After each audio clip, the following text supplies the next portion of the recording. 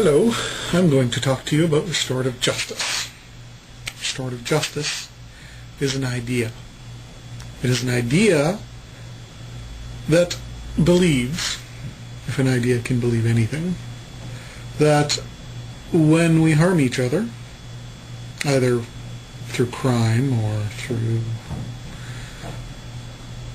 inappropriate personal behavior or any other method really, we can do things in a way which promote healing and which promote accountability and which promote better future relationships.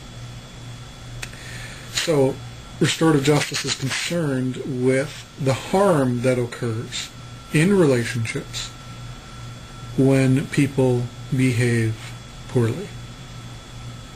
Now, there are concerns that the victim has about what they've experienced, about the harm that they've experienced, the costs associated with that harm, the questions that are raised as a result of their experience.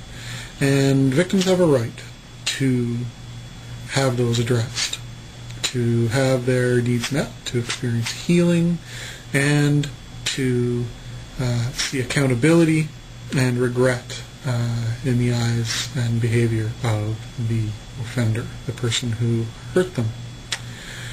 The person who caused the harm, the offender, usually will need to experience responsibility, also known as accountability. And this can be experienced through learning the impact of their behavior, through acknowledging that their behavior caused that harm, and that they have obligations to the person that they've harmed to make it right, to make amends, if you will.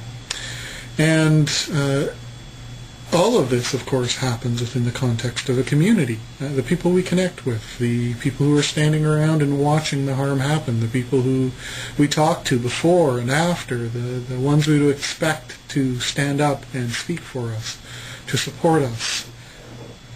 And these people, this community that surrounds us, has experiences around this harm too. They are secondary victims often.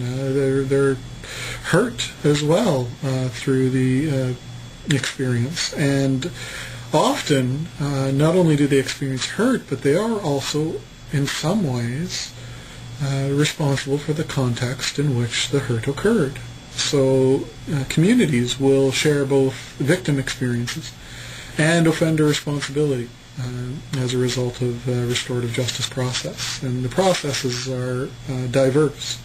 Everything from, victim, the person who's hurt and the person who hurt them talking one-on-one, or with the support of a facilitator, or with the support of their community, or them not meeting at all and working through their issues separately.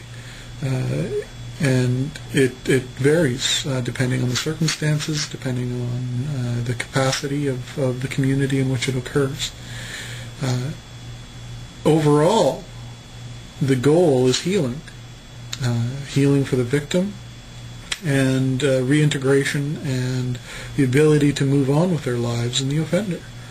These are very important things, and our communities need to learn how to create contexts, create our communities in ways which people do not get hurt.